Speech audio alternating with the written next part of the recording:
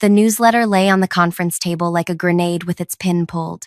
My own face stared back at me beneath the glaring red headline. Policy violator. 30 pairs of eyes burned into my skin as Leona pushed it toward me, her manicured nail tapping the paper with theatrical precision. "Read it," she said. The conference room fell silent. Not even the usual hum of the ventilation system seemed to work. Everyone should understand what happens when standards are violated. My throat closed as I picked up the paper, the glossy stalk slippery between my trembling fingers. Nadia Burke, I began reading my own public execution, has endangered client relationships by abandoning established design principles and implementing untested methodologies without proper clearance. The words blurred. Someone coughed. I forced myself to continue.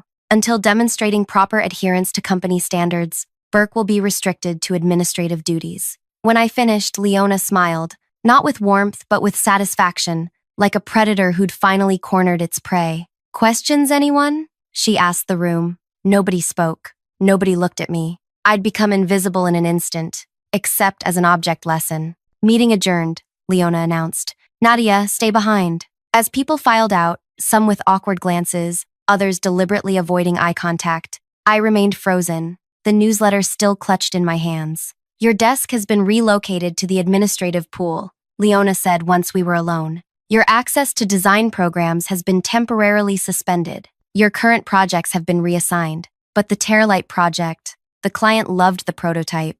They specifically asked for sustainability options." My voice sounded small, even to my own ears. Leona's eyes narrowed. "We don't experiment on million-dollar accounts. 20 years of industry practice exists for a reason. Your personal environmental crusade doesn't trump company standards." I wanted to argue that reducing packaging materials by 40% while improving durability wasn't a crusade. It was innovation. But my words died before reaching my lips. "You may go." Before I continue with what happened next, I want to ask you something. Have you ever had that moment where someone took something you poured your heart into and crushed it in front of you? That gut punch feeling of public humiliation? If you felt that too, tap the like button and subscribe to hear more stories about triumph over workplace injustice. Now, back to that awful day. My name is Nadia Burke, and until that morning, I'd been a rising star in product design, top of my class at design school, recruited immediately after graduation, promoted twice in 3 years. Colleagues came to me for fresh perspectives. Clients requested me by name. My workspace had been filled with sticky notes from team members. "Nadia, can you look at this? Need your creative eye. Help me think outside the box." Now I walk through a maze of cubicles to my new desk, a gray slab wedged between the supply closet and the printer station. My personal items had been packed in a cardboard box. My design tablet was missing. In its place sat an ancient desktop computer and a stack of data entry forms. Petty, calculated, humiliating. I wasn't fired. That would have been kinder. Instead, I was being made an example of. The newsletter ensured everyone knew my punishment. The Terralite project had been my breakthrough. A leading consumer goods company wanted to revamp their packaging to appeal to environmentally conscious customers. During preliminary research, I discovered we could radically redesign their containers to use less material while actually improving structural integrity. When I'd shown Leona my initial prototype 3 weeks earlier, she'd seemed impressed. "Interesting approach," she'd said, examining the honeycomb-inspired structure. "But we'll stick with the standard redesign plan. Clients want familiar with a green twist, not revolution." But during the client presentation, when Terralite's sustainability officer mentioned their struggle to find genuinely innovative packaging solutions, I took a chance. I pulled out my prototype from my portfolio case. I developed this alternative concept that reduces materials by 40% while improving crush resistance by 12%, I explained, passing the sample around. "It's completely recyclable and costs less to produce and ship." The clients leaned forward in their seats. Their sustainability officer tested the strength herself, trying to crush it between her hands. Their marketing director immediately started discussing how they could leverage this innovation in their advertising. Leona's smile never wavered during the meeting, but her eyes turned glacial. In the elevator afterward, she'd said only 5 words. "My office. First thing tomorrow." I'd known I was in trouble. I hadn't known I was about to become a cautionary tale. That first day in administrative exile, nobody spoke to me. I entered data into spreadsheets, while overhearing snippets of conversation.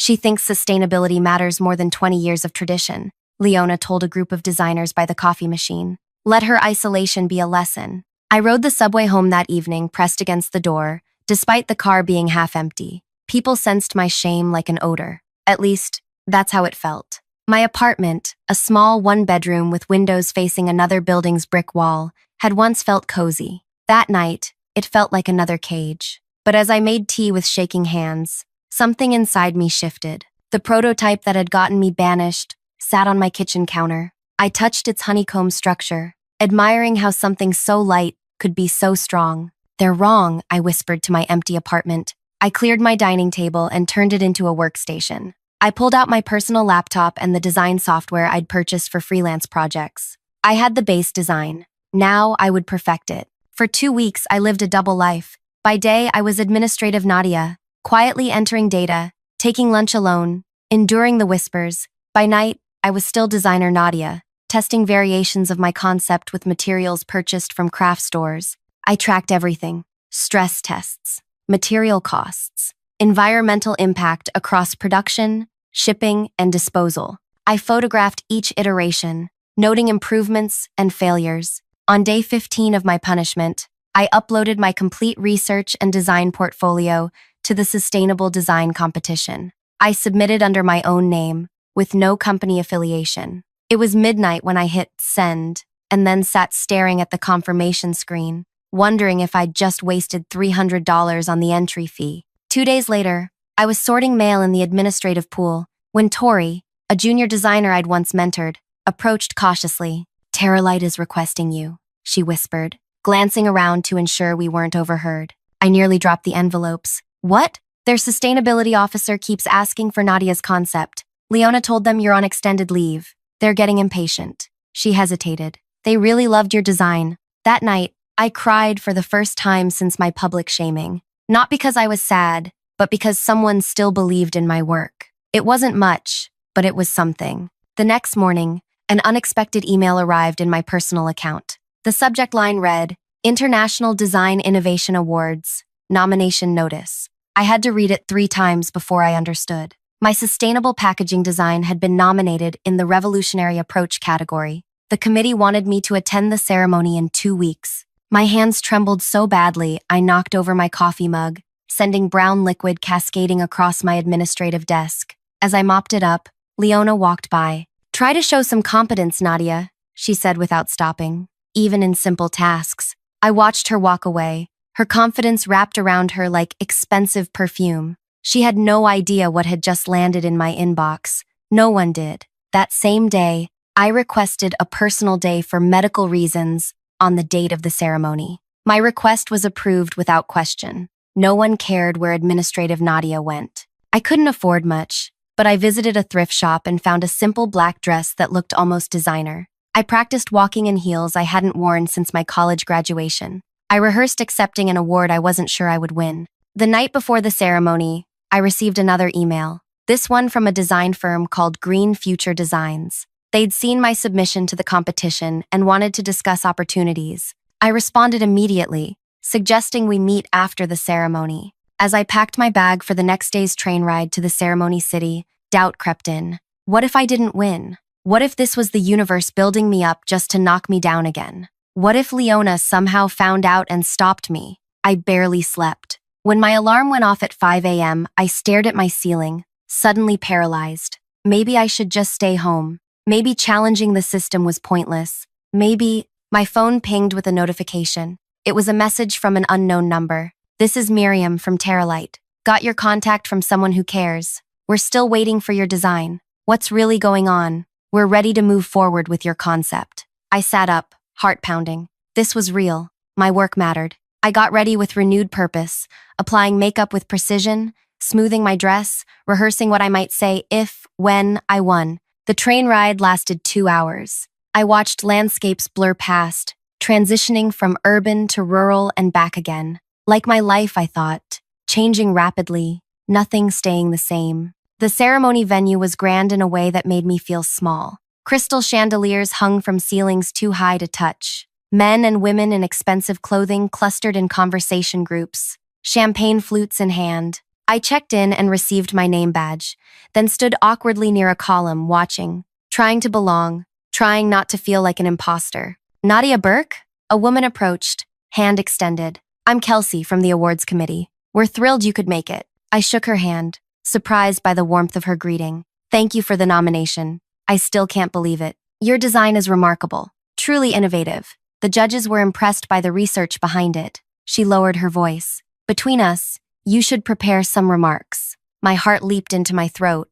You mean, I've said too much already? She winked. But stay close to the stage. As attendees were ushered to their seats, I scanned the room one last time and froze. Leona was here, at a table near the front with other industry leaders. She hadn't seen me yet, but she would. When they called my name, if they called my name, she would know everything. I considered fleeing. I could leave now, retreat to my administrative pool, pretend none of this had happened. Then I spotted something on Leona's table, a familiar package prototype, my design, but different somehow. And in that moment, I understood what was about to happen. The real betrayal hadn't happened yet. It was just beginning. I moved closer, weaving between tables, straining to get a better look. It was definitely a variation of my design. The honeycomb structure was unmistakable, but there were subtle differences, tweaks to make it seem original to someone unfamiliar with the development process.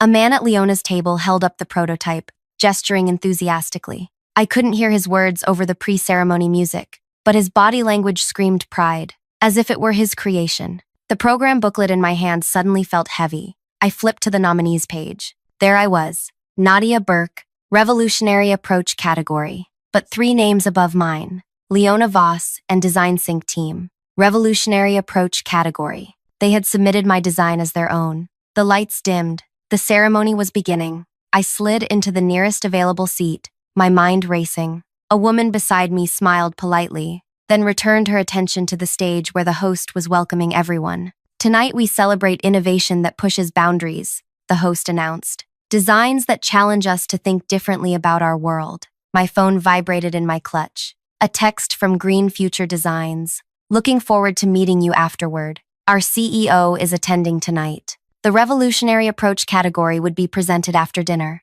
Through 3 courses, I barely tasted a bite, watching Leona's table from the corner of my eye. She laughed, clinked glasses, accepted congratulations from industry peers who stopped by her table. She hadn't seen me yet. I was counting on that. After dessert plates were cleared, the host returned to the stage. Our next category celebrates designs that fundamentally rethink established practices. The Revolutionary Approach Award. My heartbeat thundered in my ears. This was it. Our nominees are... Names and projects flashed on the massive screens. Then Leona's face appeared alongside my design, branded with her company's logo. The description cited groundbreaking sustainability achievements and 40% reduction in materials. My exact statistics. Then my name appeared, my unaltered submission photos, my data. Leona's head snapped up. Her eyes darted around the room until they found me. Recognition dawned on her face, followed by confusion, then something like panic.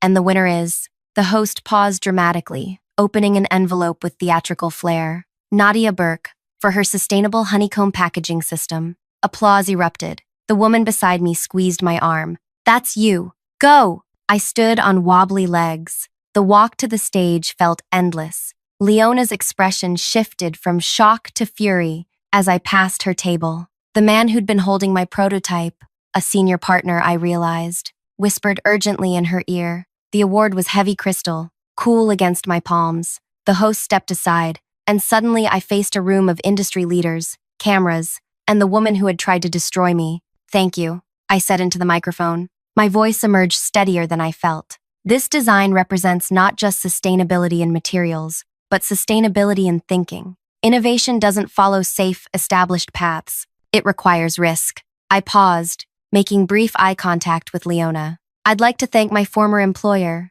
I said clearly, who recently featured me in their company newsletter as a policy violator for creating this very design. Murmurs rippled through the ballroom.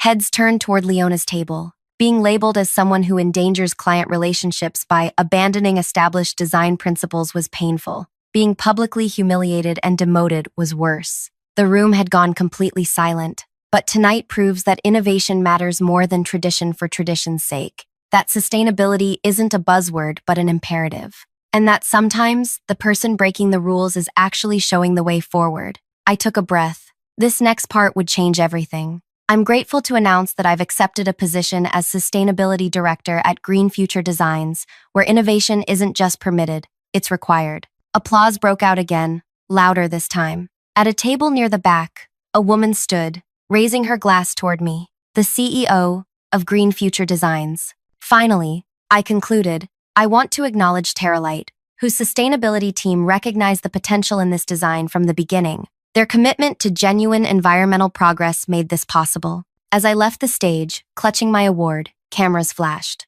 A reporter approached, microphone extended.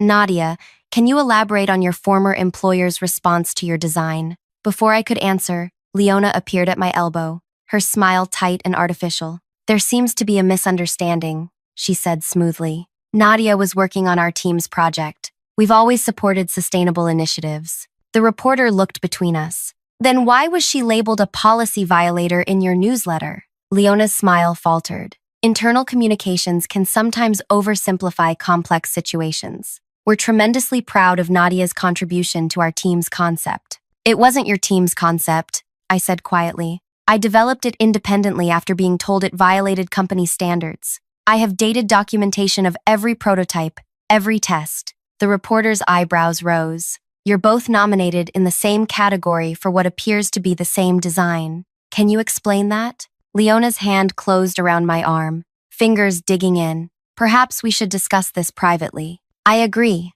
said a new voice. The CEO of Green Future Designs had joined our circle. I'm Vivian Russo. Nadia will be joining my team next week, and we've already secured exclusive rights to her design. The reporter's eyes lit with interest. So, Terralite will be working with Green Future, not Design Sync? That's correct, Vivian confirmed. We've finalized the partnership this evening. Leona's face drained of color. That's impossible. We have a meeting scheduled with Terralite tomorrow to discuss implementation. Corrected a man approaching our group. Miriam Sandoval, Terralite Sustainability Officer. We've canceled that meeting, Miss Voss. Our legal team has some concerns about ownership of the design concepts presented to us. The reporter was scribbling frantically in a small notebook. Leona's professional mask slipped. Nadia, a word. Now. She pulled me aside, her voice dropping to a hiss. What have you done? That account is worth millions. I know, I replied. That's why you were willing to steal my design after publicly humiliating me for creating it. You don't understand industry politics. Your design needed our company's backing to succeed. Apparently not. Her eyes narrowed. This isn't over. You signed non-compete agreements. Our legal team will carefully review the paperwork. I finished for her. Administrative duties aren't covered by the design department's non-compete clause. You might want to check the classification change form you signed when you demoted me. Leona stared at me, recalculating. I could almost see the gears turning behind her eyes. You planned this, she said finally. I didn't answer. I didn't need to. The rest of the evening passed in a blur. Interviews with design publications. Congratulations from strangers. A preliminary meeting with Vivian about my start date at Green Future Designs. Terralite executives expressing enthusiasm about working with me directly. By midnight, when I finally returned to my hotel room, my phone was flooded with messages. Former colleagues expressing shock at the misunderstanding. Friends congratulating me. Recruiters suddenly interested in my portfolio. And one from Tori, my former mentee, just saw the live stream. The office is Cheo's. R called an emergency meeting for 7 a.m. I sat on the edge of the hotel bed, award still clutched in my hands, and allowed myself one moment of pure satisfaction. But I knew it wasn't really over. Corporations like Design Sync didn't accept defeat gracefully. Leona wouldn't simply disappear. And Monday morning, I would still wake up in my tiny apartment with the brick wall view, still carrying the weight of public humiliation. The wind felt hollow, incomplete. That's when my phone rang. Unknown number. Hello? Nadia Burke? A woman's voice, unfamiliar. Yes? This is Patricia Mendez, editor at Design Revolution magazine. We've been following tonight's awards controversy. We'd like to feature you and your design on our cover next month. I gripped the phone tighter. What kind of feature? The headline we're considering is The Revolution We Resisted, How One Designer Changed Packaging Forever. We want the full story, your development process, the corporate pushback, and how you prevailed. We've already requested comment from Design Sync. Something tightened in my chest. Not quite hope, but possibility. What did they say? I asked. Their PR team issued a statement claiming they have always supported sustainability initiatives and that the situation with you was a communication breakdown during an innovative, collaborative process. I laughed without humor. Interesting rewrite of history. That's why we're calling you, Patricia said. We believe the industry deserves the truth, and we have resources to verify it. What resources? Let's just say someone forwarded us a copy of a company newsletter with your face on it. The one with Policy Violator as the headline. My breath caught. Who sent you that? We protect our sources, Miss Burke. But clearly, someone at Design Sync believes in setting the record straight. We'd like to interview you tomorrow if possible. After we arranged details, I hung up and stared at the ceiling. Someone inside Design Sync had taken my side. Someone had kept a copy of that newsletter, evidence of what they'd done to me. The next morning, as I packed to return home, my phone lit up with a breaking news alert from an industry website. Design giant Design Sync faces allegations of idea theft and workplace retaliation. The article detailed how multiple sources within the company had come forward overnight with stories similar to mine. Designers whose innovations were rejected, then mysteriously appeared in projects led by senior staff. A pattern of public criticism followed by private appropriation. I sat heavily on the bed, reading testimonial after testimonial. I wasn't alone. I'd never been alone. By evening, as my train approached my home station, Design Sync's stock had dropped 11%. Design theft was trending on industry social media. 3 major clients had publicly announced they were reviewing their relationship with the firm. As I walked from the station to my apartment, a text arrived from an unknown number. Board meeting tomorrow. Leona's position being reassessed. Thought you should know. You started something important. I stood on the sidewalk, staring at my phone screen. Pedestrians flowing around me like water around a stone. Something was building, something bigger than my personal vindication. But what came next would surpass even my wildest expectations. 6 months later, I stood in my new office at Green Future Designs, staring at the wall of windows overlooking the city. Sunlight streamed in, warming my skin as I arranged my workspace. I placed my International Design Innovation Award on a shelf beside my computer, a daily reminder of how quickly life could transform. Beside it sat a framed copy of the Design Sync newsletter with my face and the Policy Violator headline. Vivian had questioned why I'd keep such a painful memento.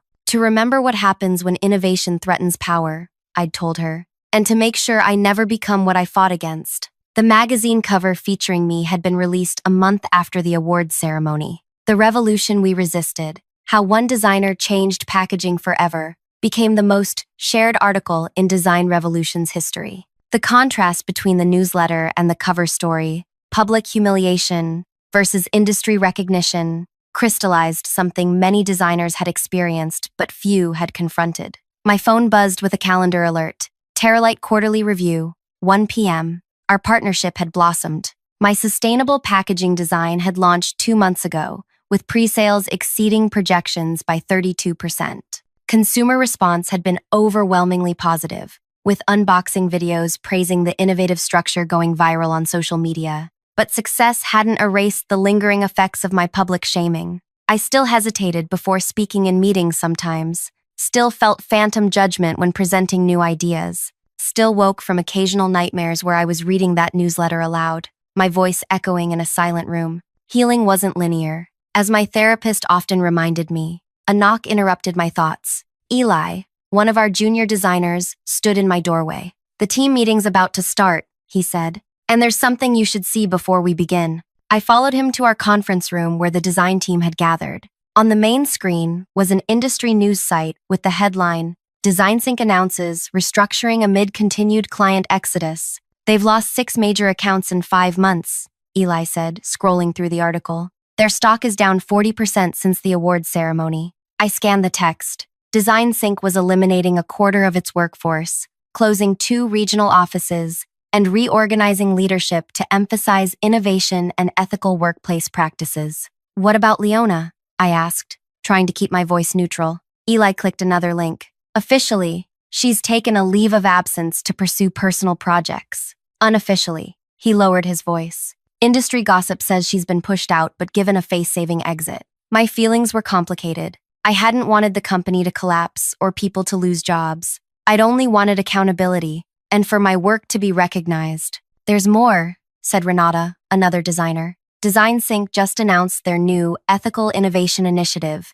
The press release mentions establishing clear attribution protocols and protection for individual contributors. The irony wasn't lost on anyone in the room. Design Sync was adopting policies that would have prevented my situation, policies they'd implemented only after public humiliation of their own. They're scrambling, Vivian said, entering the conference room. But the damage to their reputation is done. 3 client presentations this week specifically requested we highlight our ethics policies before talking design. The meeting proceeded, focusing on our upcoming projects. I presented updates on the Terralite partnership and introduced a new sustainability metric I developed for evaluating all our packaging designs. The team was engaged, asking questions, building on each other's ideas, the collaborative environment I'd always wanted. Afterward, Vivian asked me to stay behind. I received an interesting call this morning, she said once we were alone. Arlo West, Design Sync's new interim creative director. My stomach tightened. What did he want? To arrange a meeting. With you specifically. She studied my face. You don't have to take it. I told him I'd ask if you were interested. What's the meeting about? He wouldn't say exactly. Something about rectifying past situations and learning from mistakes. She raised an eyebrow. Your choice, Nadia. No pressure either way. I considered declining. I'd moved on. My career was thriving. Design Sync was part of my past. Yet curiosity nagged at me. I'll meet him, I decided. But not at their offices. I suggested neutral ground, Vivian said. The Art Gallery Cafe downtown, next Tuesday at 10. I can come with you if you'd like. No, I said slowly. I think I need to do this myself. The weekend passed with nervous anticipation. I rehearsed what I might say, imagined various scenarios. Would they offer apologies? Compensation? Try to recruit me back? None seemed likely. Tuesday arrived crisp and clear. I dressed carefully, professional but not formal. I wore no company logo, carried no business cards. This wasn't about green future designs. This was personal. The gallery cafe was bright and airy, with abstract paintings adorning white walls. I arrived early, securing a corner table with good sightlines to the entrance. At precisely 10 a.m., a man entered, glancing around, before spotting me. Arlo West was younger than I'd expected, early 40s perhaps, with salt and pepper hair and rectangular glasses. He approached with a tentative smile. Nadia, thank you for agreeing to meet. We shook hands. His grip was firm, but not domineering. He carried a slim leather portfolio, and nothing else. Coffee? He asked, gesturing to the counter. Once we were settled with our drinks, an awkward silence stretched between us. I'll get straight to the point, Arlo finally said. I was hired to change Design Sync's culture. The board recognized, belatedly, that the company had lost its way. That starts with acknowledging past wrongs. He opened his portfolio and removed a formal letter with the Design Sync letterhead. This is an official apology from the company for your treatment. It acknowledges that your design was innovative, that company leadership responded inappropriately, and that your public humiliation was unacceptable. He slid it across the table. It's been signed by the CEO and the entire board. I scanned the document, my fingers trembling slightly. The words were there in black and white. We deeply regret the mistreatment of Nadia Burke and acknowledge the valuable innovation that was inappropriately rejected. There's also this, Arlo continued, removing a second document. A settlement offer, financial compensation for emotional distress, and lost career advancement opportunities. The amount is negotiable. I glanced at the figure. It was substantial, enough to pay off my student loans and put a down payment on a decent apartment. Why now? I asked, looking up from the papers. It's been 6 months.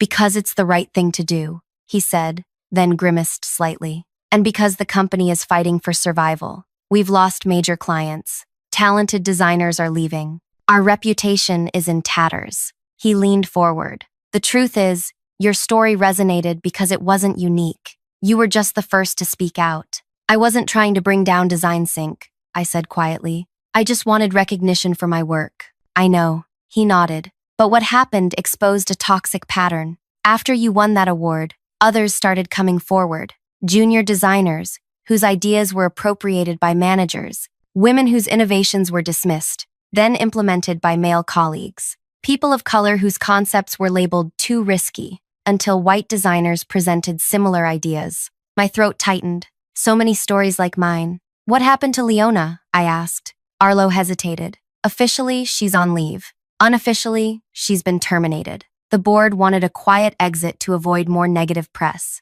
But there's something you should know. He pulled out his phone, tapped the screen a few times, then passed it to me. It was an email thread from Leona to several senior partners, dated 2 days before the company newsletter with my face had been published. I've determined the sustainable packaging concept has significant market potential, she'd written. While Burke developed the initial prototype without authorization, I recommend we refine and implement the design ourselves. We'll need to discourage her from pursuing independent recognition. I suggest making an example of her to establish clear ownership of the concept. Another partner had replied, risky, if she can prove she developed it. Leona's response, she won't have platform or credibility after the newsletter runs. She'll be radioactive in the industry. We'll cite policy violations as justification. By the time the design reaches market, the connection to her will be forgotten. Cold rage washed through me. It hadn't been about policy at all. They'd planned to steal my design from the beginning. My public humiliation wasn't just punishment, it was strategic discreditation. How did you get these emails? I asked, my voice steady despite the storm inside me. Internal investigation after the magazine expose. We found, he paused, a pattern of similar behavior. The board was horrified. There are ongoing reviews of other potentially misattributed designs. I handed back his phone. Does Leona know you're showing me this? No, and she doesn't know about this meeting. The board authorized me to reach out to you directly. He gestured to the documents. Take time to consider the offer. Have your lawyer review it. I don't need time, I said. I want one additional condition, which is public acknowledgement. Not just a private apology, but a statement on your website and in industry publications that clearly states DesignSync wrongfully punished me for innovation, attempted to appropriate my design, and now recognizes me as its creator. Arlo didn't seem surprised. The board suspected you might ask for that. They've authorized me to agree to reasonable public statements. And one more thing, I added. I want that newsletter removed from your archives and replaced with a correction acknowledging the truth. That's reasonable. He nodded. I'll have legal draft language for your approval. We finalized the details. As we stood to leave, Arlo extended his hand again. For what it's worth, I believe DesignSync lost its greatest asset when they pushed you out. Your design is transforming the industry. Every client wants sustainable packaging now. I accepted his handshake. Sometimes innovation requires breaking rules. That's something I'll never apologize for. Walking back to Green Future Designs, I felt lighter than I had in months. Not because of the settlement, but because the truth had finally been acknowledged. My vindication wasn't just personal anymore. It had rippled outward, creating space for others to speak their truths. 3 weeks later, DesignSync published their public statement. Industry publications carried the story. Design Giant acknowledges wrongdoing. Honors Nadia Burke as true creator of revolutionary packaging design. The newsletter that had once branded me a policy violator was replaced with a formal correction and apology. My inbox flooded with messages from designers worldwide sharing similar experiences. Some had fought back, many had given up, all felt validated by what had happened. The settlement money arrived with a personal note from the CEO. Innovation sometimes requires breaking with tradition. Thank you for teaching us this valuable lesson. I used part of the funds to establish a grant for unconventional thinkers in sustainable design. We named it the Policy Violator Innovation Grant, reclaiming the label that had once been meant to shame me. When the first grant recipient was announced, a brilliant young designer whose biodegradable textile packaging had been rejected by 3 traditional firms, I presented the award myself. Sometimes, the most important innovations come from those willing to question established practices, I told the audience. Today, we celebrate breaking rules for the right reasons. The newsletter that once condemned me now hangs in my office beside my award and the magazine cover. Not as a reminder of humiliation, but as proof that speaking truth can change systems. That sometimes, public shame transforms into public triumph. If you've ever had your ideas dismissed, your innovations rejected, or your contributions minimized, know this: your vision matters, your perspective is valuable, and sometimes, standing your ground changes everything. Like, comment, and subscribe if you believe in defending your ideas against those who try to diminish them. Your story of standing up for yourself might be exactly what someone else needs to hear.